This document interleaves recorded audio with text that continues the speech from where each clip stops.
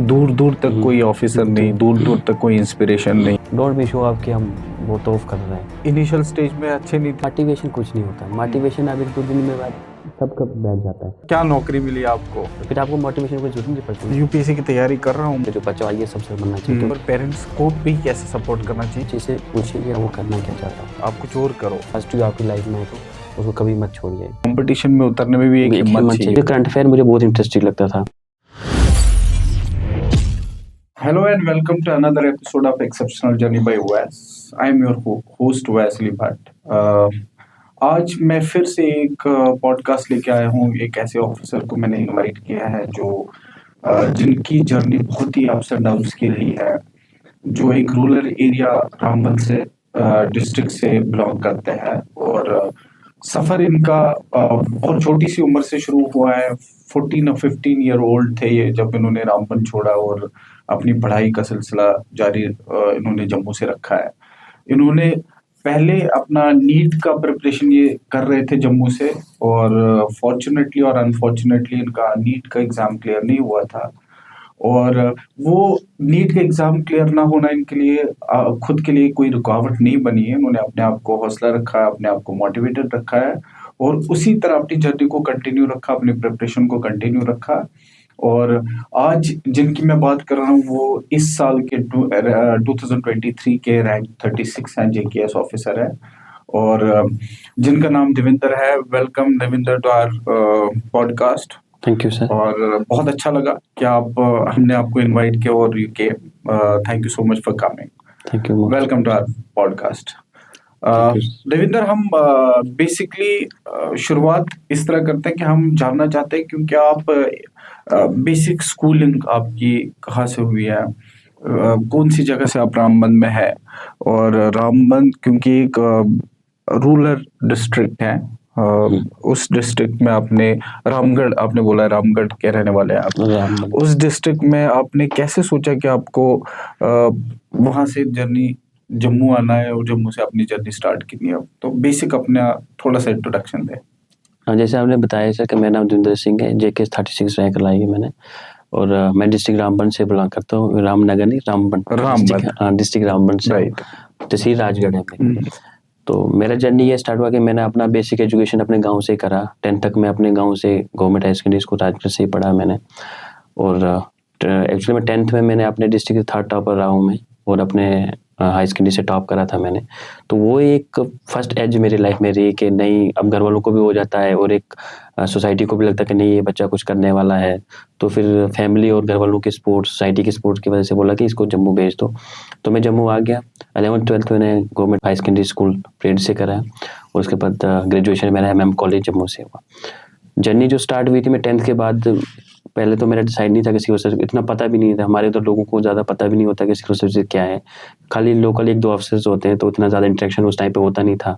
Social media नहीं होता तो इंटरेक्शन बहुत कम होता था। और हमारे पास इतना भी है कि वहाँ पे डिजिटल लिटरेसी भी बहुत ज़्यादा है, तो लोग भी वहाँ पे डिजिटल लिटरेट इतने ज़्यादा हैं, और ऊपर से कोई source of means of communication भी बहुत कम थे हमारे पास। तो उस टाइम पे फ़ोन भी नहीं होते थे। तो फिर मैं जब 11th 12th मैंने, अब देखिए एक दूसरे से सुनते हैं कि यहाँ मेडिकल करना, तो मैं नीट, जैसे आपने बोला कि नीट एग्जाम की प्रिपरेशन करा मैंने 11th 12th, लेकिन वो प्रॉपर स्ट्रेटजी मेरी वहाँ पे मुझे नहीं आई क्योंकि कोई ऐसा गाइड करने वाला नहीं था।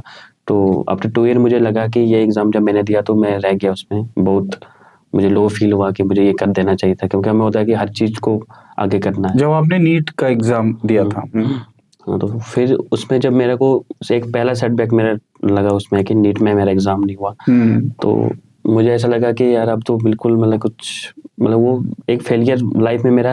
लेकिन मुझे लगता है कि वो फेलियर मेरी लाइफ में नहीं आता तो शायद मैं आज तक आपके साथ पॉडकास्ट में नहीं होता। वो फेलियर मेरी लाइफ में बहुत ही पड़ता है, क्योंकि मुझे ये पता लग गया था कि एक्चुअली में कितना कंपटीशन है, मैं कहाँ स्टैंड कर पा रहा हूँ।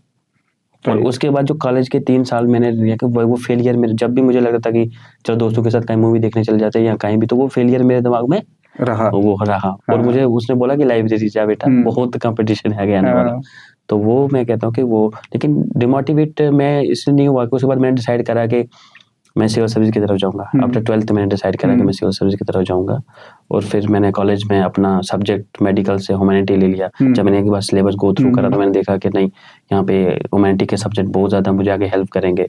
तो मुझे स्टार्ट करना था स्टार्टिंग से, लेकिन मैंने अच्छे से करा। फर्स्ट 6 मंथ तो लगा भाई क्या पढ़ रहा हूँ मैं, मुझे समझ ही नहीं आने लगा। तो फिर मैंने डिसाइड करा कि 6 मंथ के बाद मतलब बहुत कूल हो गया था, चीज़ें समझ आने लगी थी। फिर आस्ता आस्ता मैंने 2020 में मेरा ग्रेजुएशन कंप्लीट हुआ, और उसके बाद मेरा ऑनलाइन कोचिंग करी कोविड-19 के टाइम पे, और उसके बाद ये मेरा सेकंड अटेम्प्ट था। और ये सेकंड अटेम्प्ट था। God grace. But before getting into your preparation strategy, कैसे किया, क्या किया आपने, मैं ये जानना चाहता हूँ कि अर्ली लाइफ में आपने ये डिसीजन लिया था कि आप जम्मू शिफ्ट होंगे। 14 या 15 ईयर ओल्ड थे आपके घर वालों का सपोर्ट आपको जरूरी था उसमें। फिर आपने जम्मू में रह के आपने 15 साल की उम्र, बहुत कोई बड़ी उम्र, मैच्योरिटी की कोई ऐसी एज नहीं होती है, उस पे आपको सेटबैक हुआ, क्या जो आप चाह रहे थे वो आपका हुआ नहीं। जिस टाइम आपका नीट का एग्जाम क्लियर नहीं हुआ, वो मोमेंट का आप बताओ कि, क्योंकि आपका, मेरा ख्याल है कि यही मोटिव था कि आपको एक डॉक्टर बनना है, और जिस दिन आपने नीट दिया, जैसे आपने बोला कि एकेडमिकली बहुत अच्छे थे आप, जब वो आपका क्लियर नहीं हुआ, क्योंकि मैं इसलिए जानना चाहता हूँ कि बहुत सारे बच्चे नीट का एग्जाम देते हैं, कुछ बच्चे क्वालिफाई करते हैं, कुछ नहीं करते हैं। उस एज में, इस 16, 17, 18 साल की एज में दुनिया खत्म सी लगती है कि यार नहीं हुआ, अब क्या करूं मैं रोजमर्रा जिंदगी में डील करता हूँ ऐसे बच्चों के साथ। आपने उस पॉइंट से अपने आप को पिक कैसे किया और सिविल सर्विसेज तक कैसे पहुंचा? मतलब किन्होंने आपको हेल्प की, या खुद अपने आप को समझाया, कैसे किया आपने?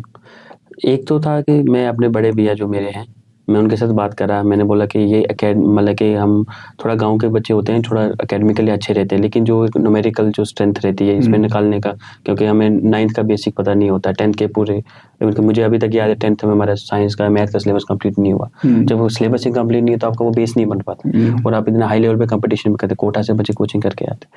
तो मैंने ये भैया से डायरेक्ट करा, बोला कि अगर इसमें नहीं हो पा रहा तो इसमें अगर तुझे लिटरेचर में आगे करना है, ह्यूमैनिटी सब्जेक्ट पकड़, और CSC एग्जाम एक होता है वहाँ पे, उस टाइम पे शायद 2016 में तीना दाबी जी ने टॉप करा था। तो मैंने उनका वो लेक्चर देखा, वहाँ पे देखा कि हाँ ऐसा ऐसा, वो भी ह्यूमैनिटी बैकग्राउंड से थी, तो मुझे कहीं ना कहीं वो प्लस एज मिला था वहाँ उनसे। फिर मैंने वहाँ से सीखा। फिर मेरे भैया ने बोला कि अगर तू ऐसा कर सकता है तो कर, मैं फुल सपोर्ट दूंगा। तो घर वाले नहीं मानने लगे। मेनली ये है ना, तो हमारे सोच है कि 8 सब्जेक्ट लिया तो, मतलब एक नोशन है सोसाइटी का, बिल्कुल नोशन है कि 8 सब्जेक्ट लिया तो बिल्कुल ऑफरी मार रहे होंगे। मेरे गाँव में एक बार क्या मेरे डैडी सुना रहे थे, जब मैंने सब्जेक्ट चेंज करा, बोला कि मेरे एक टीचर मिले थे जो मुझे पढ़ा रहे थे, बोला उसने सब्जेक्ट क्यों चेंज करा, उसका ध्यान रखना, वो अब लो फ्री में चला गया। नहीं, मतलब मैं ये बोलना चाहता हूँ कि जो सोसाइटी, हमारी सोसाइटी आज के दिन में भी इतनी मतलब 21st सेंचुरी में रह रहे हैं हम, आज के दिन में भी अगर हमारा कोई बच्चा डिसाइड करता है कि हमें ह्यूमैनिटीज का सब्जेक्ट लेना है, तो एक मतलब छोटी नजर से ह्यूमैनिटीज के सब्जेक्ट्स को देखते हैं, आपका एम भले कुछ भी हो, और इस चीज को पेरेंट्स भी कहीं ना कहीं शर्मिंदा सा महसूस करते हैं कि भाई ह्यूमैनिटीज ले लिया, पता नहीं लोग क्या बोलेंगे। जबकि आपका एम, आपने साबित कर दिया कि भाई मैंने उस दिन जो डिसीजन लिया था वो मैंने सिविल सर्विसेज के लिए लिया था, and then you cleared these services also. और मेरा ख्याल है कि अगर आपका नीट हुआ होता और किसी और का UPSC या स्टेट सर्विसेज हुआ था तो वो आपके ऊपर ही जॉब कर रहा होता। सिमिलरली आप भी मुझे बैक स्टेज यही बोल रहे थे कि जो डॉक्टर्स बन गए हैं, जो बनने वाले हैं, उन्होंने भी आपको बोला कि बहुत सारे डॉक्टर, मैं जब मेरा मेडिकल बोर्ड हो रहा था, मेडिकल में जा रहे थे, तो मेरे साथ जो बैचमेट का हुआ था, तो बोल रहे थे हमने बहुत बड़ा मिस्टेक कर दिया यार, इधर आ गई है तो देख कितनी सारी, अभी तो अब तेरे तो मतलब कि लाइफ सेटल है, हम तो अभी इंटर्नशिप ही कर रहे हैं, और आगे PG की सीट निकली ना निकली, हमें वो सच में वो बहुत उनको रिग्रेट फील हो रहा था। लेकिन अच्छा, मैंने बोला कि प्रोफेशन कोई भी हो अच्छा है, लॉन्ग टाइम प्रोफेशन है। बिल्कुल बिल्कुल, बट हम ये नहीं कह रहे कि हम मेडिकल फील्ड अच्छा फील्ड नहीं है, या कोई भी दूसरा फील्ड कोई अच्छा फील्ड नहीं हो, अपने इंटरेस्ट की बात है, और जहां आपको राइट टाइम पे कोई अपॉर्चुनिटी क्लिक करती है, दैट आल्सो डिपेंड्स किया। देखो ना, ऐसा मैंने देखा कि मेरा एक बहुत क्लोज है मेरा, मैं उसको जाने, अभी उसका 4th अटेम्प्ट उसने नीट की दे दी थी, तो उनका बाई चांस या 4th अटेम्प्ट नीट में, हाँ, 2-3 साल उन्होंने टॉप करा हुआ, तो अनफॉर्चुनेटली नहीं हो पा रहा उनका, मुझे रीजन नहीं पता, लेकिन नहीं हो पा रहा है। तो मुझे उनसे मिला भी, बहुत ही वो डिमोटिवेटेड है इस टाइम पे। तो मैंने उनको पर्सनली गाइड करा कि अगर आप इधर चाहते हो तो आपने नीट पढ़ा है, वो मेहनत तो आप कर ही रहे होंगे ऑब्वियसली, जो एग्जाम में कंपटीशन के लिए करता है, तो आप अगर करते हो तो नीट में आप 5 साल लगाओगे, उसके बाद आगे करोगे तो यहाँ पे कर सकते हो। तो मैं कहता हूँ कि अगर आप एक चीज में फेलियर हो तो ऐसा नहीं है कि आप दूसरी लाइफ में फेलियर हो जाएंगे, हाँ, करेक्ट। जब बिल्कुल अगर आप आगे चल रहे होते तो बहुत सारी अपॉर्चुनिटी के डोर्स खुलती हैं आपके लिए। खुलती है, बिल्कुल। अगर वो मान लो आपने कि करके दिखाया, बिल्कुल। बिल्कुल। मतलब यूपीएससी कोई एग्जाम दे, नीट का दे, जेई का दे, यही कहते हैं, स्टेट सर्विसेज का दे, हम्म, उसमें क्वालिफाई होना, हम्म, उसमें क्वालिफाई नहीं होना आपकी मेहनत पे डिपेंड depend करता है। करता अगर होता है तो वेल एंड गुड, हाँ, अगर नहीं होता तो it is not end of the world, it बिल्कुल इज बिल्कुल just a not job. Enough the world, बिल्कुल। तो लोग इस तरह ना ले इन जॉब्स को कि नहीं हुआ तो जिंदगी खत्म जिंदगी हो गई, खत्म हो बिल्कुल गई। ऐसा ना सोचे। और मैं उन सारे लोगों को जो कॉम्पिटिटिव एग्जाम्स की प्रिपरेशन करते हैं, मैं उन सारे लोगों को बोलना चाहता हूँ कि इसमें भी हिम्मत चाहिए होती है। बिल्कुल एक कंपटीशन में उतरने में भी एक एक हिम्मत हिम्मत चाहिए चाहिए होती होती है। है। Moving forward to your journey, हम आपने 15 साल की उम्र में जो जर्नी जम्मू से शुरू जम्मू से की थी, स्टार्ट किया। 15 साल जैसे मैंने बोला ना कि बहुत टीन एज होती है जम्मू में, नीट का क्वालिफाई नहीं होना और उस एज में अपने घर वालों से दूर रहना, कैसे कोप अप किया, कैसे मैनेज करते थे चीजें? नहीं एग्जाम हुआ, फिर आपने दोबारा से उठ के यूपीएससी और सब्जेक्ट चेंज करना, दीज आर बिग डिसीजंस, ये छोटे डिसीजंस थे नहीं। आपने बोला कि आपके भैया ने सपोर्ट किया है, और कौन कौन सी चीजों ने आपको मोटिवेशन देते रहे और आप बने रहे, फिर आपने ये जर्नी स्टार्ट की? पहले मोटिवेशन ये था कि मेरा एक्चुअली में बहुत ही एक गांव से आए हुए हैं, और एक्चुअली में जब अब सोसाइटी में जाते थे, इवन कि मैं बहुत कम जाता था, कभी टाइम मिला तो मेरे को लोग बहुत ही उस नज़र से देखते थे कि इवन कि जब मैं कुछ ही नहीं था तो मुझे एक दो बंदों ने बोला क्या जब तू कल अफसर बनेगा तो मेरा कुछ कर लेना। तो मैंने इस लेवल का उनको कॉन्फिडेंस था मेरे पे, तो मैंने बोला यार अभी तो ऐसा अच्छा, कुछ आपके ही गांव में गाँव लोगों को हाँ, कॉन्फिडेंस था? इस लेवल का कॉन्फिडेंस था कि पहले से ही मैं तो अभी अफसर बना नहीं, और एक अफसर बनने की बात आपको बताऊं कि जब मेरा सिलेक्शन हुआ तो गांव वालों ने बोला, मैं अभी ज्वाइन कुछ ही नहीं हुआ, उधर गांव वालों ने बोला कि यार ये ऑनलाइन सर्वे हो गया हमारे रोड का, तो आप कुछ करोगे तो रोड बनवा लोगे। उस लेवल का एक्सपेक्टेशन हमारे गांव वालों बट से। देखो, डेफिनेटली अगर आप रूरल एरिया से हो और जहाँ से दूर दूर तक कोई ऑफिसर नहीं, दूर दूर तक कोई इंस्पिरेशन नहीं है, उनके लिए आप एक होप हो, बिल्कुल एक इंस्पिरेशन हो ऐसे बच्चों के लिए। और मैं समझता हूँ कि आपको इस बारे में भी जरूर बोलना चाहिए, क्योंकि एवेन्यूज वहाँ है नहीं। और क्यों नहीं है, क्या हो सकता था, क्या किया जा सकता उस जगह पे ताकि आप जैसे बच्चे और आए। जैसे हमने बैक स्टेज पे ये डिस्कस जरूर किया है कि हम रामबन डिस्ट्रिक्ट एडमिनिस्ट्रेशन से हेल्प लेके 1 2 3 अवेयरनेस प्रोग्राम्स करें, जिसमें हम जितने भी बच्चे वहाँ होंगे रामबन डिस्ट्रिक्ट से, हम उनको बुलाएंगे, उनको बताएंगे कि आप लोग को प्रिपरेशन कैसे कैसे करनी चाहिए, और क्या तरीके हो सकते हैं ताकि हम बच्चा वहाँ मोटिवेटेड रहे और बच्चों तक हम कुछ एवेन्यूज प्रोवाइड कर सर सकें। वो है ना कि मतलब कि सर वो एक साल में सर दिव्या कार्ती सर हैं, उनकी मैं एक बात सुन रहा था, वो कहते हैं गांव में मैं एक बार गया तो बच्चों ने बोला कि सर मैं आपसे मिल गया तो अब मेरा हो जाएगा। मतलब इस लेवल का मैं कहता हूँ कि अगर लोकल ऑफिसर्स हैं, यहाँ के जो भी अफसर्स हैं या कोई भी कोई स्टाफ मेंबर अगर उन बच्चों से एक बार मिल, उनको एक होप दे दे के वी आर हियर, आप करो, हम आपको मटेरियल प्रोवाइड करेंगे, आपका ऑनलाइन कोचिंग हो पाएगा या ऑफलाइन हो पाएगा। इवन कि मुझे लगता है कि अगर बीपीएल फैमिली से कोई है तो जो भी पर्सनल सपोर्ट हो पाएगा, हाँ, बिल्कुल इंस्टीट्यूट से जो भी हो पाएगा। यहाँ पे जैसे एग्जाम भी करवाते हैं आप, उनमें से जो टॉपर होते हैं उनको आप सपोर्ट करते हैं।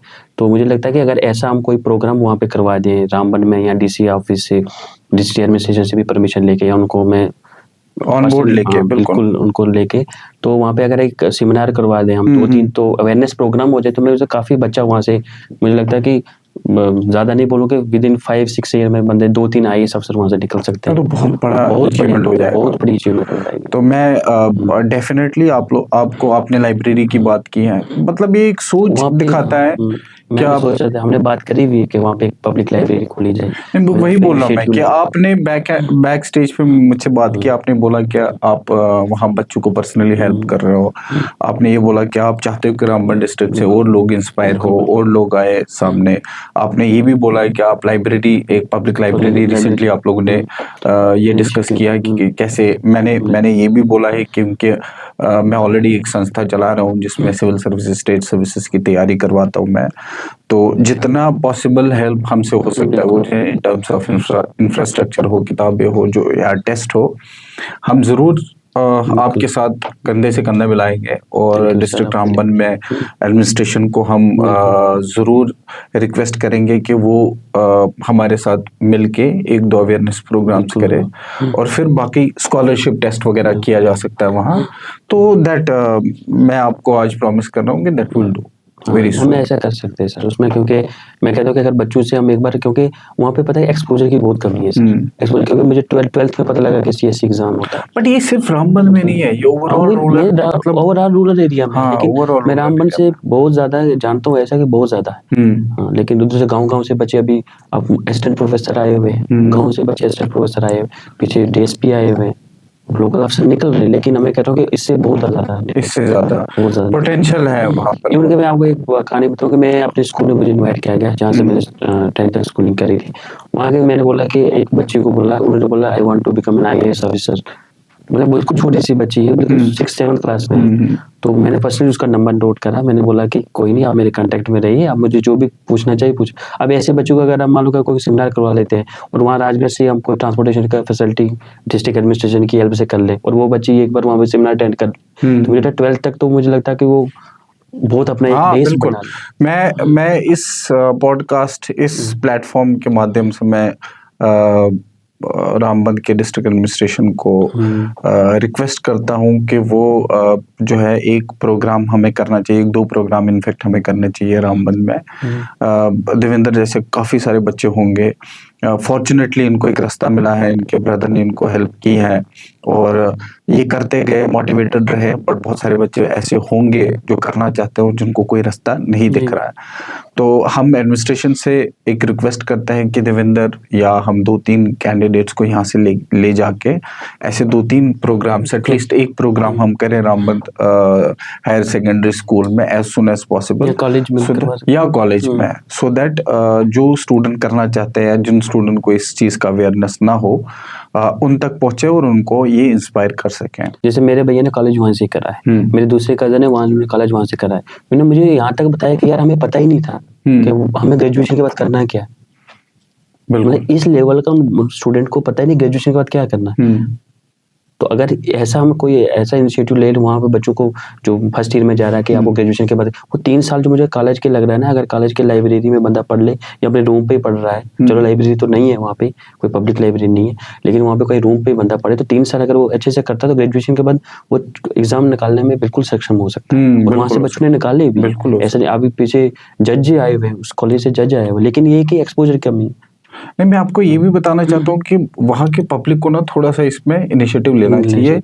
मैं जो आपके डिस्ट्रिक्ट एडमिनिस्ट्रेटर इस टाइम है, डीसी सर है, बशीरुल हक सर है, उन्होंने बड़े सारे इनिशिएटिव्स जो है पुलवामा जब थे वो, क्योंकि मेरा खुद का डिस्ट्रिक्ट बडगाम है तो एडजेसेंट डिस्ट्रिक्ट है, तो हम बहुत सुना करते थे कि उन्होंने ये प्रोग्राम्स किए हैं, उन्होंने इस कॉलेज में प्रोग्राम किए हैं, इस कॉलेज में इन बच्चों को किसी सूरत में स्कॉलरशिप हेल्प की है। तो मुझे लगता है कि अगर आप लोग जैसे आपने इनिशिएटिव लिया है, हम उनको जाके रिक्वेस्ट करेंगे, उनको लेटर दे देंगे, तो वेरी एबल्ड एडमिनिस्ट्रेटर और वो 100% सपोर्ट करेंगे, मैं बहुत श्योर हूँ। और उन्हीं के देख रेख में, उन्हीं के नज़र में हम काफ़ी सारे बच्चों को इसमें सपोर्ट कर सकते हैं। मैं भी कहता हूँ जो भी लोकल अफसर मेरे कांटेक्ट में उनको भी सभी क्योंकि क्यूरियस है कि क्योंकि उनको पता है कि बच्चे काम, क्योंकि जो कहता है कि मैंने 0 गलती करी है तो वो दूसरा बंदा नहीं करे। तो मैं कहता हूँ कि अगर हमारे एरिया में 1-2 IAS अफसर आ जाते हैं तो कोई अच्छा जजेस निकल जाते हैं या कोई मेडिकल से निकल जाते हैं, तो एक एरिया का डेवलपमेंट है, सबसे बिल्कुल ग्रेट इनिशिएटिव रहेगा ये। तो मूविंग फॉरवर्ड, हम जैसे हमने बात की थी कि आपने नीट से शुरू किया, देन आपका journey states UPSC state services, कितने अटेम्प्ट आपने UPSC में दिए और कौन सा अटेम्प्ट आपका ये जो है स्टेट सर्विसेज में था? ये फर्स्ट अटेम्प्ट मेरा GS हो गया, CSET के लिए नहीं हो पाई UPSC में, इसमें JKS में। अच्छा ओके। तो JKS का ये मेरा सेकंड अटेम्प्ट था जिसमें मेरा 36 रैंक आया, सेकंड अटेम्प्ट थी मेरी, सेकंड अटेम्प्ट था। अब और UPSC में आपने कोई अटेम्प्ट दिया? हाँ, UPSC में मेरे 3 अटेम्प्ट हो गए हुए और उसमें मैं भी उसमें CSET में ही फंसा हूँ और अभी मुझे लग रहा है कि उस पर कोप अप कर लूँगा। और फाइनली अभी भी we are sure, I am sure कि आप कर लेंगे। बट क्योंकि आपने बोला कि आपने 2020-2021 से अपनी जर्नी शुरू की है, 3 साल का जर्नी है, कोई आसान जर्नी होती नहीं है, बिल्कुल। दिन काटना मुश्किल हो जाता है। यहाँ तो करीब 1000 दिन आपने लगातार प्रिपरेशन की है, तो इस प्रिपरेशन में जो भी अप्स एंड डाउन्स रहते हैं, आई am sure ups and downs तो रहते हैं, और जो इस पॉडकास्ट के ऐसे 10 पॉडकास्ट भी करेंगे तो वो कम पड़ जाएगा अगर हम एक्सप्लेन करने लगे कि क्या अप्स एंड डाउन्स है। और आज का बच्चा जो अभी प्रिपरेशन कर रहा होगा, मैं चाहता हूं कि आप उनको बताएं कि इस पूरी जर्नी को किस तरह एंजॉय किया जाता है, क्योंकि आई एम श्योर आपने क्लियर किया हुआ है, तो आपने ये प्रोसेस को एंजॉय किया होगा। कैसे प्रोसेस को एंजॉय कर सकता है एक बच्चा, कैसे जब डिमोटिवेट होता तो उठ के वापस किताबों पे जाएगा? पहला मोटिवेशन मेरा ये चैलेंज था कि मुझे पढ़ने में कोई दिक्कत नहीं थी, लेकिन मेरा चैलेंज था कि मुझे अकेले रहना है, 3 टाइम का खाना भी खुद बनाना है, उसको मैनेज करने में बहुत ज़्यादा दिक्कत होती थी। मेरा सबसे चैलेंज था खाना बनाना, क्योंकि इवन कि जब मैं 10th के 11th में जम्मू आया था, तब भी मेरे कज़न मेरे साथ रहते थे, तो बड़ी बार अभी तक मेरा ऐसा हुआ कि मैंने 1 टाइम मील मिस करा हुआ है। तो स्टूडेंट जैसे करते हैं 1 टाइम मिस, मतलब सुबह का बहुत ज़्यादा मिस करा हुआ मैंने। क्यों? वो इस वजह से क्योंकि आपको बिल्कुल अगर 3 टाइम खाना बनाने लग गए तो आप 8-9 घंटे पढ़ाई को नहीं दे सकते हो। तो हम ये क्या कहते हैं कि 2 टाइम बनाना, तो एक अल्टरनेट डेज मेरा कज़न बना लेता, फिर मैं बना लेता था। फिर मैंने जब आगे रहा तो रूम शेयरिंग पे करा, फिर ऐसा भी हुआ कि सिस्टम हमने, मतलब वो चैलेंज मेरे लिए सबसे ज़्यादा था। अभी तक चैलेंज है कि मैं अच्छे से वो चीज़ नहीं कर पा रहा, लेकिन पढ़ने में मुझे कोई दिक्कत नहीं थी। और बाकी मोटिवेशन मेरा था कि जो करंट अफेयर मुझे सबसे इंटरेस्टिंग लगता था, कि सुबह जो न्यूज़पेपर आए उसको पढ़ना और वो ऐसा फील होना कि नहीं बहुत अच्छा कर रहा हूँ, मतलब बहुत अच्छा पूरा अवेयरनेस कर रहा हूँ पूरा। तो मुझे करंट अफेयर मुझे बहुत इंटरेस्टिंग लगता था, और करंट अफेयर से जब मैं न्यूज़पेपर पढ़ता था तो वो मुझे एक बहुत अच्छा लगता था। तो बेसिकली करंट अफेयर्स मतलब मुझे बर्डन नहीं था। अभी भी करंट अफेयर मुझे, मतलब कि जब मैं कुछ नहीं तो फिर न्यूज़पेपर खोल देना, उसको पढ़ना, फील गुड फैक्टर है आपके लिए, बहुत ज़्यादा करंट अफेयर मुझे तो बर्डन नहीं लगा। बोलते कि यूपीएससी के लिए या सिविल सर्विस के लिए करंट अफेयर सुबह पढ़ना बहुत बर्डन, मेरे लिए बर्डन नहीं था, मुझे बहुत अच्छा। और ऊपर से मुझे उसमें यह लग रहा था कि आपने कोई बेसिक चीज़ पढ़ी है और वो प्रैक्टिकल वहाँ पे करवा रहा है। मान लगा आपने बजट पढ़ा, आपने यहाँ पे लगे तो जैसे 54 लाख करोड़ का इस बार बजट आया, तो वहाँ पे लिंक कर रहे हो, रेवेन्यू एक्सपेंडिचर इतना आया, कैपिटल एक्सपेंडिचर इतना है, पे हमारा एक्सपोर्ट इंपोर्ट इतना हो रहा है, तो वो प्रैक्टिकली आपको एक लाइव दिखाता है न्यूज़पेपर। तो वो मेरे लिए बहुत इंटरेस्टिंग रहा। इसके बाकी मैं ये करता था कि अपना जो लोकल डांस है, जैसे मैंने हॉबी में भी लिखा कि वो कभी जब ज़्यादा फ्रस्ट्रेट हो गया तो हमारा कुड डांस है वहाँ पे, मतलब बचपन से कर रहे थे वो connection, regional dance, could dance बोलते हैं, तो वो मतलब कि लगाना तो 5-6 खुद आप डांस करते थे, उसको रिलैक्स होना था। मतलब ये आपके तरीके थे, जब आपको रिलैक्स होता था तो आप थोड़ा सा डांस कर लेते थे? ऐसा नहीं था, दोस्तों के अभी से बाहर नहीं गया कि चलो दोस्तों से बाहर चलेंगे, ऐसा नहीं किया। मतलब सोलो में कर लिया, कोई चीज कर लिया या कोई गाना गा लिया। लेकिन ऐसा होता है ना कि आप मतलब नॉर्मल लाइफ में, नॉर्मल रूटीन में एक बच्चा, आपकी एज का बच्चा चाहेगा बाहर जाना, मूवीज देखना, घूमना फिरना, किताबों पे कम रहना, ये नॉर्मल रूटीन का काम है लोगों का। आप ये बोलते हो कि आपको बिल्कुल ऑपोजिट था, वो किस वजह से? क्योंकि आप में जुनून था कि आपने कुछ करना है, या आपको उन चीजों में एक्चुअली इंटरेस्ट नहीं था? एक तो नहीं इंटरेस्ट था मेरे को, वो भी देखना मुझे अच्छा लगता था थिएटर में देखना, लेकिन ये था कि एक तो घर से जितना बजट आता था उसमें आपको सब कुछ देखना होता था, हम एक्स्ट्रा नहीं मांग सकते थे। जब मुझे याद है कि 8,000 5,000 वो पूरा चार्ज दे रहा था मेरे पास, इतना खर्च करना यहाँ पे करना। तो बाकी ये था कि मुझे वो मतलब कि एक सेंस ऑफ रिस्पॉन्सिबिलिटी थी कि डेली पढ़ना। मेरे से कभी ऐसा भी हुआ कि मैं जिस दिन सुबह लेट उठा तो कभी मेरे डैडी ने फ़ोन करा तो मैंने फ़ोन नहीं उठाया, क्यों? क्योंकि मैं क्या बोलूँगा कि आज मैं वो जिस दिन पढ़ लिया तो उस दिन आगे से फ़ोन करना कि वो एक मैंने पढ़ लिया, मैंने पढ़ा। तो वो एक मोरल रिस्पॉन्सिबिलिटी मेरे देखा थी कि मैं ऐसा करूँगा। बाकी कभी दोस्तों ने बोला कि चलो यार हम ही टिकट कर लेते थिएटर चलो, लेकिन उसमें मेरा इंटरेस्ट नहीं बना। यार तब तक कुछ पढ़ लेता हूँ, लेकिन वो जो नीट का जो फेलियर था ना, वो बैकग्राउंड में चलता है, वो बेसिकली आपको चुभा है बिल्कुल। वो नीट, वो फेलियर मेरी लाइफ में बहुत ही इंपॉर्टेंट था। उस टाइम जब आपको फेलियर आया और इस टाइम जो आप स्टेट सर्विसेज क्वालिफाइड हो, ट्रांजिशन कैसे हुआ? मतलब वो टाइम में आप अपने आप को रिग्रेट कर रहे थे कि क्या हुआ, बर्बाद हो गया, सब कुछ हुआ नहीं है? उस टाइम से निकलना बहुत डिफिकल्ट है, और आज के दिन में आप ये सोच रहे हो कि ठीक हुआ जो हुआ है? यही मैं कहता हूँ कि बोलते हैं जो होता है अच्छे के लिए होता है, वो आज मुझे बिल्कुल प्रैक्टिकली मेरे साथ हुआ। लेकिन जब होता है तब भी इंसान नहीं समझ पाता, तब नहीं समझ पाता, क्योंकि तब आप सोचोगे कि वाकई में इतना नाकाबिल हूँ। मैंने देखा कि ऑल इंडिया रैंक मेरा 1,50,000 कुछ आया था, तो इतनी सीटें होती नहीं मेडिकल एग्जाम्स में। तो मेरा 300 कुछ स्कोर आई थी, तो बिल्कुल कम स्कोर आई थी।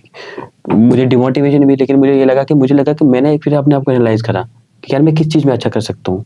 मेरे आंसर राइटिंग ठीक थी, मेरा आंसर राइटिंग ठीक था, मेरा हैंड राइटिंग ठीक था, मैं लर्न भी चीज़ें अच्छे से कर लेता था। तो मैंने सोचा अगर इधर एकेडमी की तरफ से या लिटरेचर की तरफ से ह्यूमैनिटी की बैकग्राउंड में जाए तो मैं बहुत अच्छा कर सकता हूँ। अगर मैंने बोला कि मेरा यही नहीं हुआ तो मैं आगे JNU से मास्टर्स करके नेट JRF करके आगे स्कॉलर कर। पर जो आप बात कर रहे हो वो है इंट्रोस्पेक्शन, मतलब आपने अपने आप को इंट्रोस्पेक्ट किया, बहुत ज़्यादा जरूरी है। But how did you do that? आपको कैसे लगा कि आपको इंट्रोस्पेक्ट कैसे करना है? एक जेन्युइनली मैं आपको बता रहा हूँ कि एक आपकी एज में जिसमें आपने किया है ये, उसमें आसान नहीं है। नहीं बिल्कुल। अच्छी बड़ी एज में भी इंसान अपने आप को नहीं देख पाता है। और कैसे आपने ये समझा कि मुझे अपने आप की क्वालिटीज देखनी है और फिर उस पर काम करना है? बिल्कुल, ये मेरा अभी भी याद है मेरे को, जब मेरा ऐसा हुआ कि मैं परेड ग्राउंड जम्मू में था, मैं बिल्कुल अकेले बैठा हुआ था, तो मैंने देखा यार मैं कहाँ ले कर रहा हूँ, मैं पढ़ तो रहा हूँ, मतलब कि बिल्कुल पढ़ रहा हूँ, लटर मस्ती भी नहीं मार रहा हूँ, मैं खान ले कर रहा हूँ, अकेले में बैठा था बिल्कुल। फिर मैंने सोचा कि नहीं, मैं इसमें अच्छा कर रहा हूँ, मैं लिखता अच्छा हूँ, UPSC की डिमांड मांगती है, मेरा एनालाइजिंग पावर भी ठीक है, और अगर मैं करूँ अभी से स्टार्ट कर लूँ तो फिर मुझे ये भी लगा कि फिर मैंने एक बंदे ने बोला कि यार मैं तो 8-9 से ही मतलब कोचिंग, जैसे आकाश करें जो फाउंडेशन कोर्सेज वगैरह होते हैं 8 से बजे शुरू हो जाते हैं। हाँ बिल्कुल होता तो मैं 11th में बहुत लेट ही मैंने स्टार्ट भी करा। 11th में भी हम अगस्त तक तो गाँव में ही थे, तो पता ही नहीं था कि अगस्त से पहले कोचिंग स्टार्ट हो जाती। तो वो चीज़ें मैं बोल रहा हूँ कि वो थोड़ी थोड़ी चीज़ें मैटर रखती। हमने 12th, तो फिर 12th में मैंने बहुत मेहनत करी, इवन कि 12th में मैंने मैक्सिमम चीज़ें 11th की पढ़ी नीट के लिए एग्जाम के लिए। तो वो चीज़ें फिर मैंने देखा कि नहीं, इर्ली स्टार्ट करना है, गाइडेंस बहुत ज़रूरी है। आप मेहनत कर रहे हो, अनगाइडेड मेहनत कर रहे हो, उसका कोई फ़ायदा नहीं। अगर आप बिल्कुल गाइडेड और किसी के गाइडेड मेहनत कर रहे हो तो इसका फल मिलेगा। तो ऐसे आप बुक पर, ऐसे UPSC में भी देखो कितनी बुक्स पढ़ने के लिए, आपको अगर एक पर्टिकुलर एक आपको गाइडलाइन नहीं मिली तो उस पर आप बिल्कुल पीछे रह जाओगे। बिल्कुल। एक तो हम पहले सेल्फ डाउट की बात करेंगे कि जब आपका नीट क्लियर नहीं हुआ तो डेफिनेटली सेल्फ डाउट होता था। अब उस सेल्फ डाउट से कैसे निकलते थे? सेल्फ डाउट से निकलने का एक ही है कि आप इंट्रोस्पेक्ट करो, किसी से बात मत करो, बस खुद में देखो कि मैंने कहाँ करा। और हम सबसे बेहतर खुद अपने आप को जानते हैं, मैंने कहाँ गलती की है, मैं क्या नहीं कर पा रहा हूँ, क्या इसे कुछ अपॉर्चुनिटी ज़्यादा मिल सकती है। तो मैंने देखा कि अगर मैं मतलब कि थियोरेटिकल या मैथमेटिकल चीज़ों में अच्छा नहीं कर पा रहा हूँ, जैसे केमिस्ट्री फिजिक्स में नहीं अच्छा कर पा रहा हूँ, तो बेटर है कि मैं आगे ह्यूमैनिटी वाली सब्जेक्ट लूँ और उसमें अच्छा करूँ। तो मैंने फिर फाइनली डिसाइड कर लिया। कितना सही बोला आपने कि अगर इंसान, कोई भी कैंडिडेट, कोई भी स्टूडेंट सेल्फ डाउट में जाए, कभी भी डाउट करने लगे अपने आप को, सिट बैक, रिलैक्स और अपने आप में इंट्रोस्पेक्ट करो कि भाई मैं किधर गलत जा रहा हूँ, कौन कौन सी चीज़ें जो मैं गलत किया हूँ। बहुत ऑनेस्ट रहने की ज़रूरत है खुद में, और तब आपके एनालिसिस, जो भी आप अपने बारे में एनालिसिस करोगे, वो ज़रूर जो है आपको अपनी कमियां दिखेगी और उन कमियों पे काम करना फिर आपने स्टार्ट कर देना है। आपने जब ये नीट का हुआ, उसके बाद आपने ग्रेजुएशन की, उसके बाद BHU से भी आपको कॉल आया, बनारस हिंदू यूनिवर्सिटी से, बहुत प्रेस्टिजियस यूनिवर्सिटी है। क्यों आपने सोचा कि आपको वहाँ यूनिवर्सिटी ज्वाइन नहीं करनी चाहिए और सिविल सर्विसेज जो है परस्यू करना चाहिए? बिल्कुल यही बात मैं कहना चाहूँगा कि बहुत अर्ली मैंने देख लिया था। और जब मैंने फर्स्ट ईयर से प्रिपेयर करना करा, मतलब कि बिल्कुल ओवरी नहीं मानना, जो मतलब कि सिलेबस है, मुझे सिलेबस UPSC का एक साइड लगता था, कॉलेज का सिलेबस एक साइड लगता था। जो चीज़ें सिंक हो रही है तो वो जनरल बुक से पढ़ना, बिल्कुल नोट्स वोट्स किसी को प्रेफर नहीं करना, खुद से जनरल बुक। तो ये होता था। बाद में जब मैंने देखा कि जब 15 में जब मैं पूछा, मतलब कि जब मेरा ग्रेजुएशन का लास्ट ईयर था, तब मैंने जब UPSC का एक बार प्रीलिम देखा तो मैंने बोला कि आई कैन डू इट, मुझे तो सब चीज़ें पढ़ी भी, थोड़ी थोड़ी चीज़ें और रिवाइज करनी। तब मैंने BHU का एग्जाम दिया, उसमें मेरा ऑल इंडिया रैंक 75 आई, तो मुझे सेंट्रल कैंपस मिल रहा था। तो मैंने सोचा कि इसमें बहुत अच्छा कर रहा हूँ और मेरा मन भी यही है, डिसाइड भी यही करा है, तो बेहतर है कि इसी में जाएँ। और तब कोविड-19 भी लग गया। देखो ना, अगर कोई अपॉर्चुनिटी हमारी बहुत टेम्पटिंग अपॉर्चुनिटी थी, बिल्कुल, इतनी बड़ी यूनिवर्सिटी में आपका इतना अच्छा रैंक आना और उसमें सिलेक्शन होना, फिर आपने एक तरीके से रिस्क लिया आपने ये। हाँ बिल्कुल, ये रिस्क है। वो होता है ना आपके लाइफ में, ऑलवेज जब भी आप देखोगे 2 पाथ आते हैं। एक पाथ आता है कि जहाँ पे मजे चलोगे आप, सक्सेस तो मिलेगी नहीं, मजे। एक में है कि यहाँ पे आप गए, वो डिफिकल्ट पाथ है, आपको कुछ नया कुछ एक्सप्लोर करने के लिए मिलेगा, लेकिन वहाँ पे आप सोच सकते हो कि आप पहले बंदे हो।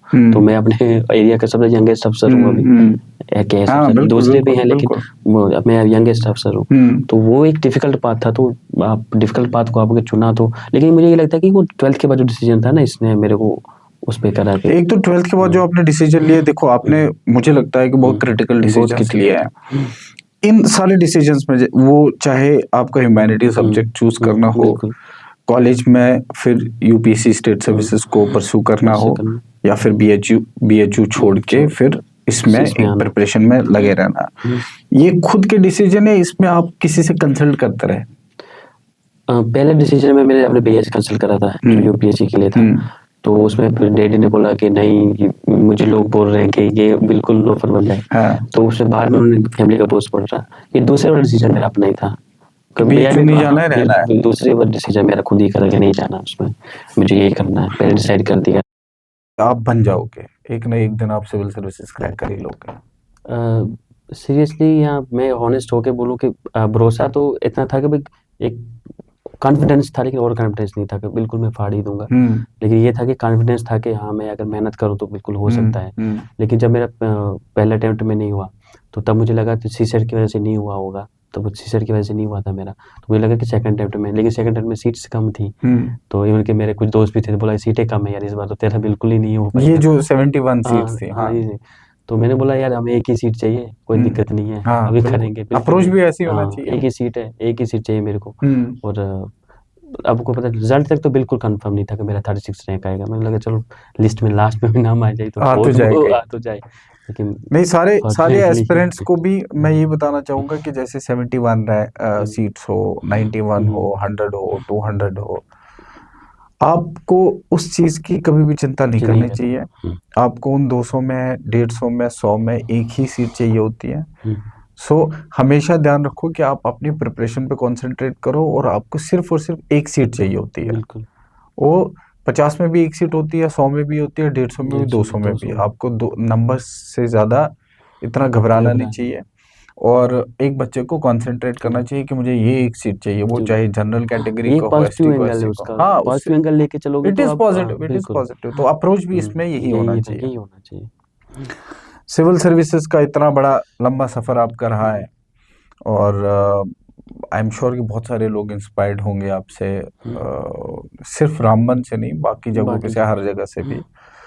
तो ये जो आपने डिसीजन लिया है सिविल सर्विसेज का, बहुत रिस्की डिसीजन है ये। मतलब कभी लोगों ने नहीं बोला कि यार, आपको नहीं लगा कि ये जो सामने बंदा है, इसने 2 अटेम्प्ट दिए, 3 अटेम्प्ट दिए हैं, यार इसका नहीं हुआ, मेरा कैसे होगा? हाँ, ये मेरा होता है ना, इसमें मैं बिल्कुल अक्सर बिल्कुल, लोगों को ये हाँ जूझते बिल्कुल हुए बिल्कुल। देखता हूँ कि ऐसा प्रॉब्लम आता है। तो कभी आपके लाइफ में भी ऐसा कुछ हुआ है? हाँ बिल्कुल, ऐसा हुआ है, हाँ। बहुत बार हुआ कि इवन कि जब मैं मॉक इंटरव्यू में जब लोगों से इंटरेक्ट करता था, तो कोई बोलता था कि फर्स्ट तो किसी ने नहीं बोला मेरा पहला है। ऐसा पहला वाला मुझे मिला ही नहीं, अनफॉर्चुनेटली नहीं मिला। किसी ने बोला, एक तो मुझे श्रीनगर में मिले, वो बोल रहा था मेरा 5th इंटरव्यू है, 5th मेरा इंटरव्यू है। तो उस टाइम में मैं थोड़ा सोचा कि मेरा फर्स्ट इंटरव्यू में क्या करने जा रहा हूँ। लेकिन वो होता है कि आपको हिम्मत नहीं हारनी है, हिम्मत नहीं हारनी, मतलब कभी भी आपका वो पॉजिटिव माइंडसेट रहेगा ना, तो कहीं ना कहीं आपको। और ऊपर से ये थे कि आपका जो आसपास लोग हैं वो कैसे हैं। जैसे मैं जब श्रीनगर गया था अपने बड़े भैया के साथ इंटरव्यू देने गया था, उनको रास्ते में बोल रहे थे चलो तेरा तो हो गया, अब आगे दूसरा भी सोचना है, इधर रुकना नहीं है। मतलब इस टाइप का माइंडसेट, वो तो उनको पता नहीं कि इंटरव्यू कैसा गया इसका, बोला हो गया है तेरा। वो तो फिर वो इस टाइप का पॉजिटिव माइंडसेट अगर आपको साथी हो, तो मुझे लगता है कि वो पॉजिटिव रखता है। बाकी खुद तो बंदा कहीं ना कहीं नेगेटिव हो ही जाता है कि यार नहीं अच्छा गया, नहीं गया, कैसा गया कैसा नहीं गया। वो पॉजिटिव माहौल बनाना भी बहुत ज्यादा जरूरी है। इस पूरी जर्नी में आपका साथ जो बहुत जरूरी था, इस सफर में आगे बढ़ना, किन किन लोगों ने आपका साथ दिया है, और कितनी जरूरत थी उस साथ की आपको? देखो, साथ तो सच बोलता है कि मंथली आपको फाइनेंशियली कोई हेल्प करने वाला तो आपके पेरेंट्स ही होते हैं। कोई दूसरा आपको फाइनेंशियल सपोर्ट नहीं नहीं करेगा, करता। बिल्कुल नहीं करता। और पेरेंट्स ऐसे हैं कि आपको कभी भी लगे, तो मेरा ऐसा था कि बिल्कुल लिमिटेड में करना। मुझे पता था कि मेरे फैमिली बैकग्राउंड क्या है, अगर 8000 में कुछ समेटना है तो समेटना है फिर उसको, चाहे फिर लाइब्रेरी आपको कहीं दूसरे मतलब कि कहीं भी 8 घंटे की लगानी पड़े, दूसरा रूम पे पढ़ लो। लेकिन ऐसा था कि फैमिली सपोर्ट बहुत रहा हुआ है मेरे साथ। और दूसरा ये था कि मैं अपनी फैमिली थोड़ा उनको, हमें नहीं ज़्यादा पता, फैमिली को कहाँ पता होगा कि प्रीलियम निकाला है, मेंस निकाला, इंटरव्यू निकाला है। तो मेरे जो भैया थे उनको वो समझदार थे, मतलब वो पढ़े लिखे हैं, तो उन्होंने तो वो उनको मेरे साथ बात करते रहता था, तो उनके साथ बोला कुछ नहीं यार, कुछ नहीं, तो कर लेगा कर लेगा। उन्होंने पहले लिख दिया था कि यार you will clear this exam, जो मेरे सिलेबस था वहाँ पे लिख दिया था। तो वो मुझे मतलब बहुत ज़्यादा पॉजिटिव लगा कि खुद आप कहीं ना कहीं डिमोटिवेट हो जाते, लेकिन ये फैमिली सपोर्ट बहुत ज़्यादा ज़रूरी है। इवन कि जब हमारा GS फर्स्ट का पेपर था, बिल्कुल ही अनएक्सपेक्टेड पेपर आ गया हुआ था, बिल्कुल वो कुछ हमें नहीं उस टाइप का नॉलेज था कि आर्ट एंड कल्चर JNK पे इतना पूछ लेगा।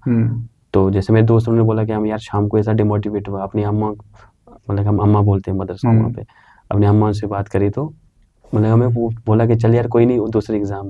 तो मेरा ऐसा सपोर्ट नहीं था, लेकिन मैंने भैया को बोला कि एग्जाम तो बड़ा था, लेकिन उस टाइम पे बहुत पॉजिटिव रही, मतलब मेरी फैमिली। ये जो अभी रिजल्ट आया आपका, जैसे रिजल्ट आया फिर आपने किन को पहले बताया और माँ बाप को कब बताया, पहले उनका रिएक्शन क्या था? पहले मैंने अपने डैडी को कॉल करा, तो वो बिल्कुल ही, वो तो सोए नहीं थे, हाँ। और मुझे बोल रहे थे कोई टेंशन नहीं है, तेरा हो जाएगा, तू सो जा।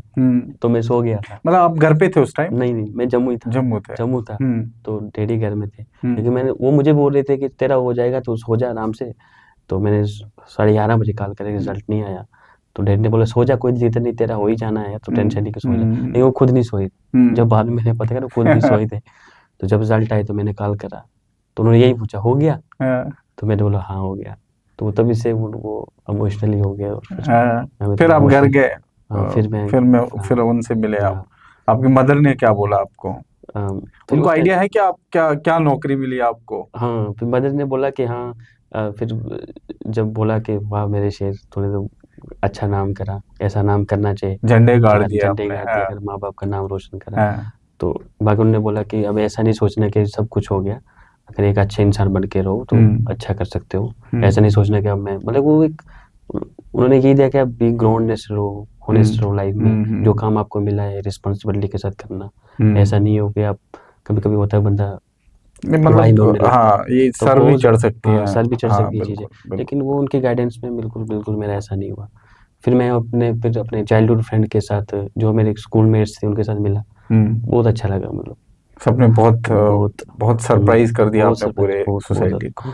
देवेंद्र, मुझे तो बहुत अच्छा लग रहा है कि जो हमारी बात हो रही है, स्पेशली हम रूरल एरियाज में जो बच्चे हैं, कुछ चीज़ें तो हम एक्सप्लेन कर पाए हैं कि कुछ रिक्वेस्ट भी हमने किए हैं, कुछ चैलेंजेस जो रूरल एरिया का बच्चा फेस करता है वो भी हमने यहाँ जो है डिस्कस किया है। But coming back to your journey, मैं ये जानना चाहता हूँ कि जो बिल्कुल अर्ली एज आपकी थी, मतलब फर्स्ट सेकंड थर्ड के बाद, हमेशा से आपका जो पढ़ाई में रुझान था, पढ़ाई में आप अच्छे थे, या आप इनिशियल स्टेज में अच्छे नहीं थे, बीच में कोई ट्रांजिशन हुआ, ऐसा कैसा रहा है आपका बचपन पढ़ाई के लिए? बचपन का पढ़ाई मुझे पता है कि जैसे मैं अभी याद कर पा रहा हूँ कि जब पहले LKG UKG होते थे, फर्स्ट सेकंड स्टैंडर्ड में मैं बिल्कुल ही, मतलब बिलो एवरेज से भी नीचे था। हमारे वहाँ पे होता था कि roll number according to your marks लगते थे। अच्छा। जब 9 आप क्लास में जाओ, मुझे ये याद है कि मेरा 7 8th में रोल नंबर होता था, 7वें 8वें नंबर पे ऐसे रोल नंबर, सबसे लास्ट मतलब रोल नंबर हमारी क्लास में। तो बिलो एवरेज था मैं बिल्कुल ही, मुझे जो भी थे तो बहुत अच्छे थे, लेकिन 8th तक मैं ऐसे ही रहा, बिलो एवरेज स्टूडेंट रहा, बिल्कुल कोई अच्छा परफॉर्म नहीं कर पाया। यानी कि मैं 8th का मुझे अभी याद है कि आउट ऑफ 50 मैंने 25 मार्क्स लिए थे शायद मैथमेटिक्स में, और साइंस में भी 25 मार्क्स थे। लेकिन वो ट्रांजिशन 9th के बाद मेरे में ऐसे आई कि मुझे घर का बर्डन भी बहुत ज़्यादा पड़ गया था। उस टाइम में मेरी सारी सिस्टरों की शादी हो गई थी, बड़े भैया इधर उधर पढ़ने चला गए थे, दूसरे वाले भैया कॉलेज चले गए थे, घर में मैं और मेरी अम्मा जो थी वो काम करते थे। तो वो बर्डन मुझे बहुत ज़्यादा उस टाइम पे पड़ गया। मुझे उस टाइम लगा कि अगर मैंने यार पढ़ाई नहीं की तो पूरी उम्र यही काम करना पड़ेगा, इससे बेहतर मुझे बहुत अच्छे से पढ़ना पड़ेगा। फिर मैं स्कूल जब 9th में गिराने लगा तो अच्छे से पढ़ने लगा। मैंने उधर भी एक चीज़ मैंने देखी, कमजोरी देखी कि मेरे मैथ में मार्क्स कम आ रहे हैं और मेरे साइंस में मार्क्स कम आ रहे हैं, बाकी सब्जेक्टों में अच्छा, मतलब आउट ऑफ 50 में 40 मार्क्स ले रहा हूँ। इन 2 सब्जेक्ट की वजह से मैं इतना नीचे जा रहा हूँ। वहाँ पे भी एक मेरा एक इंट्रोस्पेक्शन रहा 9th में, भाई इस मैथ को खींचना है। और आप यकीन मानोगे कि मतलब 10th में in mathematics I got 100 out of 100। मतलब क्योंकि आपने 9th में ये रियलाइज किया था कि इसमें मुझे काम करना है, बिल्कुल छोड़ना नहीं। साइंस में फिर भी मैं 85 ले पाया, लेकिन 100 में, मतलब कि मैथमेटिक्स में 100 आउट ऑफ 100 मैंने अचीव किया। तो वो एक मेरा ट्रांजिशन वहाँ पे बहुत खतरनाक रहा। फिर 10th के बाद जब मेरा 9th 10th में पता नहीं ऐसा क्या कैसे हो गया, मुझे खुद पता नहीं, लेकिन मुझे लगा कि इस सब्जेक्ट को खींचना चाहिए मुझे, ये मेरे मार्क्स बहुत काट रहा है। तो फिर 9th में फिर अपने स्कूल में टॉप कर दिया। फिर 10th में भी वो टेम्पो बना रहा। फिर 11th में भी मैं इधर आ गया। फिर मेरा इधर भी अपनी जो स्कूल था इसमें 8 9 में रहा था मैं, और कॉलेज में भी मैं सेकंड टॉप कर रहा हूँ। तो फिर उसके बाद टेम्पो मेरा चेंज हो गया, लेकिन पहले मैं बहुत बिलो एवरेज स्टूडेंट था, बहुत ज़्यादा। एक मतलब अगर देखा जाए आपकी जर्नी में जितना भी मैं सुन पाया हूँ, थोड़ी जिद्दी है आपके। अगर मान लो किसी चीज में जो एक्चुअली लाइफ में होना भी चाहिए, कि मान लो यूपीएससी में भी आपने फेस किया होगा कि मान लो एक बच्चे का कोई सब्जेक्ट कमजोर है। किसी को लगता है कि इकोनॉमी जो है मेरा फोर्टे नहीं है, इकोनॉमी मैंने कभी जिंदगी में पढ़ी नहीं है और मुझे बहुत डर लगता है इकोनॉमी से। बच्चा क्या करता है कि उस सब्जेक्ट से पीछे हट जाता है, बाईपास करने लगता है, जबकि वो स्ट्रेटेजी इन एग्जाम्स के लिए बिल्कुल ठीक नहीं है। आपको जो लगता है कि ये मेरे लिए चैलेंज है, सबसे पहले उसको पकड़ो, उसको ठीक करो।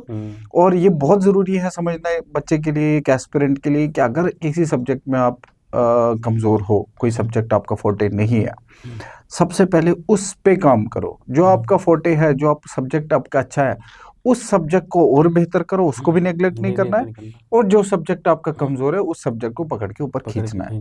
उसी से आपका कल को चारों पेपर में बैलेंस हो जाता है।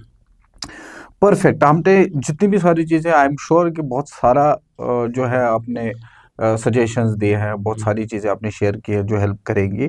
एक जो मुझे जरूरी चीज आपसे पूछनी थी कि वो, कि सिविल सर्विसेज में एक बहुत बड़ा हर्डल रहता है कि एक बच्चे को ऑप्शनल कैसे चूज करना चाहिए। आपने अपना ऑप्शनल कैसे चूज किया, और उस ऑप्शनल में कौन कौन सी चीज पैरामीटर्स थे जो आपने माइंड में रख के उसको चूज किया, और अब जब आपका सिलेक्शन हुआ है तो अब आपको लगता है कि आपने जो ऑप्शनल चूज किया था वो करेक्ट, राइट डिसीजन था? हाँ, मैंने ऑप्शनल का ये देख लिया था कि मैं कॉलेज का फर्स्ट ईयर पढ़ूंगा तो मैं उसमें डिसाइड कर ही लूँगा, क्योंकि मेरा ज्योग्राफी और पॉलिटिकल साइंस ऐसे कोर सब्जेक्ट थे। तो ये डिसाइड था कि इन दोनों में से कोई लूँगा। पहले मुझे लगा थोड़ा टाइम कि ज्योग्राफी ठीक है। तो जब मैं ज्योग्राफी पढ़ने लगा तो मुझे समझ में आने लगा, क्योंकि ज्योग्राफी थोड़ा जो बच्चे मेडिकल से आते हैं उनके लिए ईजी पड़ जाता है, थोड़ा मैथमेटिकली भी रहता है। तो बाकी पॉलिटिकल साइंस का मुझे उतना समझ नहीं आ रहा था, लेकिन मैंने आफ्टर 5-6 मंथ के मैंने जब आपसे बोला कि जब मैंने वहाँ पे पढ़ना स्टार्ट करा तो वो मुझे जैसे फिलोसफिकल में चीज़ों में ज़्यादा इंटरेस्ट आने लगा कि ट्रुथ कोई वो 10 चीज़ों से बता रहे हैं कि what is truth, what is God, कोई बोला है कि नॉलेज गॉड है, कोई बोल रहा है कुछ बोल रहा है, पावर की 10 डिफिनेशन है कि पावर क्या है ना। तो वो चीज़ मुझे बहुत ज़्यादा अट्रैक्ट करके, इतना डाइवर्स मतलब एक चीज़ को लेके, क्योंकि मेडिकल में रहता है कि के इक्वल टू एमसी के या जो भी फार्मूले हैं तो वो एग्जैक्ट है, यहाँ जाओ यूएसए जाओ, लेकिन इधर बिल्कुल अलग है। पावर इधर की डिफिनेशन अलग है, यूएसए में अलग है या किसी दूसरी जगह पे जो अलग है। जस्टिस की डिफिनेशन बिल्कुल टाइम एंड स्पेस चेंज होती रहती है। मुझे चीज़ बहुत फैसिनेट करेगी, इतना मतलब डाइवर्स में सोच सकता हूँ इस सब्जेक्ट में। फिलोसफी में बहुत ज़्यादा इंटरेस्ट मेरे को बना, क्योंकि मुझे फिर लगा कि पार्ट 1 से फिलोसफी, वहाँ से मुझे इंटरेस्ट जनरेट हो गया पॉलिटिकल साइंस में। फिर विदिन मुझे लगता है कि विदिन 3-4 मंथ मैंने डिसाइड कर दिया कि चाहे सिलेक्शन हो नहीं हो, लेकिन पॉलिटिकल साइंस अब नहीं छोड़नी, चाहे मैं इसमें मास्टर्स करूँगा आगे करूँगा। फिर आपने पॉलिटिकल साइंस, फिर मतलब मुझे ऐसा लगा कि जब भी मैं थक जाता था फिर वो फिलोसफी वाला पार्ट शुरू कर देना, पॉलिटिकल साइंस वाला, वो रिलीफ मिलता था मेरे को। तो वो सब्जेक्ट चूज करने का, ऑप्शन चुनने का एक ही तरीका है कि जब आप सब कुछ थक जाओ तो ऑप्शन खोल के आपको रिलीफ। बेसिकली आप तो बिल्कुल ही डिफरेंट चीज बोल रहे हो। एक इंटरेस्ट, जिस चीज में आपको इंटरेस्ट रहा है, जो आपको फैसिनेट किया, आपने सब्जेक्ट वही चूज किया। नॉर्मली एक बच्चा ना पढ़ाई को बर्डन समझता है कि यार करना पड़ेगा, ये भी चूज करना पड़ेगा, कैसे करेंगे, पूरी जर्नी बितानी पड़ेगी, और उस पूरी जर्नी में बहुत सारे डिसीजंस उल्टे सीधे ले लेता है। अगर किसी भी सिविल सर्विसेज एस्पिरेंट को, जो सिविल सर्विसेज या स्टेट सर्विसेज का एस्पिरेंट है, आपको ये मान के चलना होगा कि आपको सिविल सर्विसेज का पूरा जर्नी एंजॉय करना होगा, पूरा प्रोसेस आपको एंजॉय करना है। और अगर आप एंजॉय नहीं कर सकते हो तो then you are in a wrong place. आप कुछ और करो। आपको अपना टारगेट लेके चलते हो कि मुझे कल सिविल सर्वेंट बनना है इसलिए मुझे बर्डन लेना है, ऐसा नहीं है। ये पूरा प्रोसेस आपको एंजॉय करना होगा। ऑप्शनल की तो बात होगी है। मुझे ये एक जरूरी चीज है कि जो बच्चा सुनना चाहेगा आपसे वो ये, क्या आपका रूटीन जो सुबह से शाम तक का, रात का, सुबह उठते थे और रात को सोते थे, इस बीच में पढ़ाई के दिन, एक बहुत अच्छा दिन आपका पढ़ाई के प्रोडक्टिव डेज में, आप कैसे अपने रूटीन को फॉलो करते थे? अब मेरा डेली का मैंने कभी काउंट नहीं करा, लेकिन मुझे लगता है डेली का मतलब कि 7 या 6 घंटे में पढ़ाई पढ़ा हूँ, कंसिस्टेंसी से पढ़ाई पढ़ा हूँ। कभी कभी ज़्यादा ही हो जाता है, लेकिन 7 घंटे मतलब पढ़ाई पढ़ा हूँ। ऐसा नहीं है कि जिस दिन मैं 7 घंटा नहीं पढ़ा मैं। लेकिन मुझे ऐसी कुछ आदत लग गई थी कि जिस दिन कभी हॉलीडे भी होता था तो लाइब्रेरी बंद होती है, तो मेरा ऐसा होता कि शाम को लाइब्रेरी जाकर देख लूँ भाई है कैसी। मतलब उस टाइप का मुझे, जब तक लाइब्रेरी नहीं जाऊँ तो, अब शायद कुछ कुछ बच्चों का नहीं हो सकता, मजा नहीं लेकिन आता। मजा नहीं आता। हम्म। वो चीज़ आप रूटीन में लग देते हो ना, एक वो आपकी हैबिट बन जाती है। हाँ फिर बिल्कुल। आपको मोटिवेशन की जरूरत नहीं पड़ती, और आप एक हैबिट है, सुबह आपने खाना खाया उसके बाद लाइब्रेरी जाके न्यूज़पेपर खोला, नई चीज़ एक्सप्लोर करी। और मुझे लगता है जब जब कभी हॉलीडे होता था, जैसे दिवाली जो भी छुट्टी होती थी, तो मैंने शाम को स्पेशली उनको फ़ोन करना कि लाइब्रेरी खुली है तो जाना, तो थोड़ा डेस्क में देख लेना, मतलब वो एक कंसिस्टेंसी के लिए कि ऐसा नहीं हो कि मैं एक दिन चला गया था।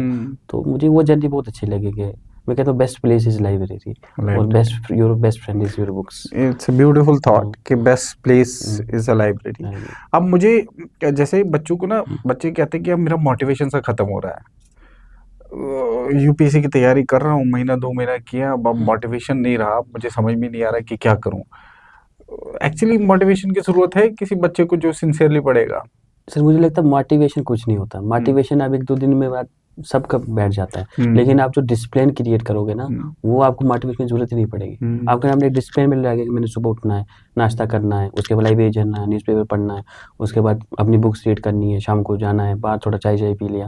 वो एक आप अगर डिसिप्लिन में रहोगे तो वो, अगर आप 1 मंथ भी करते हो डिसिप्लिन, वो नेचुरली आपको आ जाएगा। मुझे लगता है फिर मोटिवेशन की कोई ज़रूरत है, आप वेल डिसिप्लिन्ड हो तो ऑब्वियसली। आप जैसे सिविल सर्विसेज में ये कुछ चीज़ें बहुत सारे लोग बोलते हैं, आपके हिसाब से सिविल सर्वेंट बनने के लिए कौन सी इंग्रेडिएंट्स की ज़रूरत है एक बच्चे को?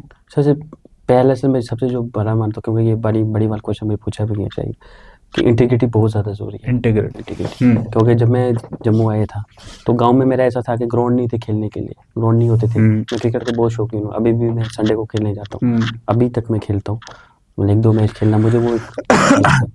तो उधर तब मैंने सोच रहा था कि अगर मैं चलो मान के जम्मू चला भी गया तो कोई पूछने वाला नहीं है, पूरे दिन ग्राउंड में खेलूंगा।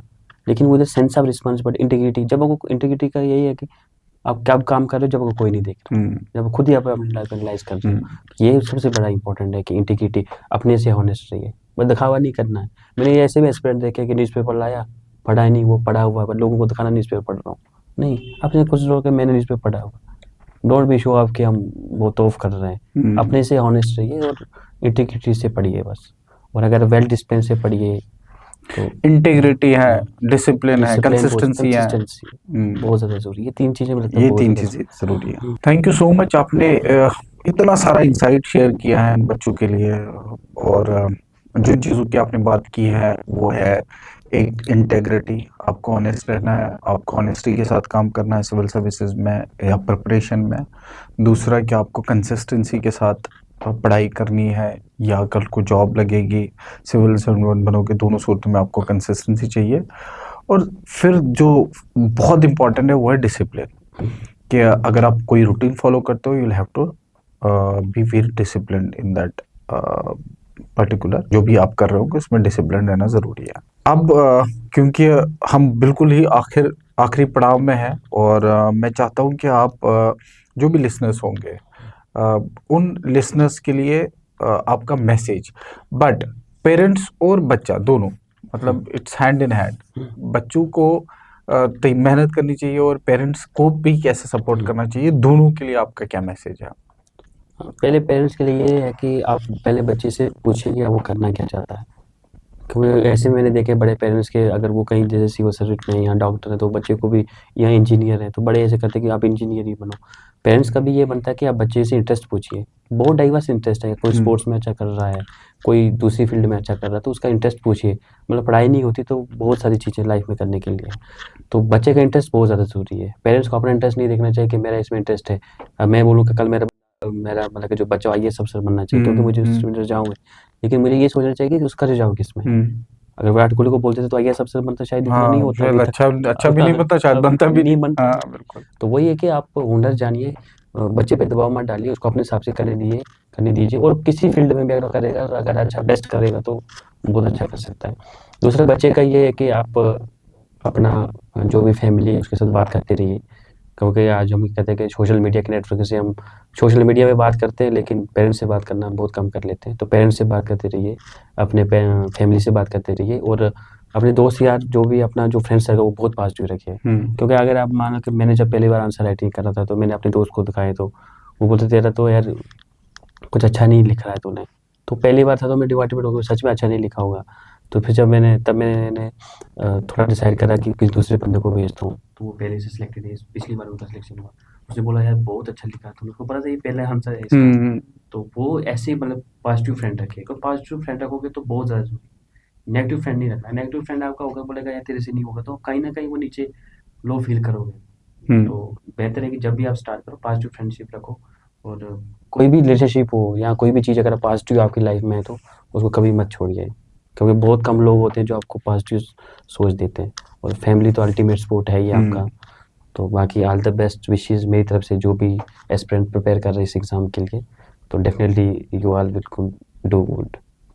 Best thank you so much.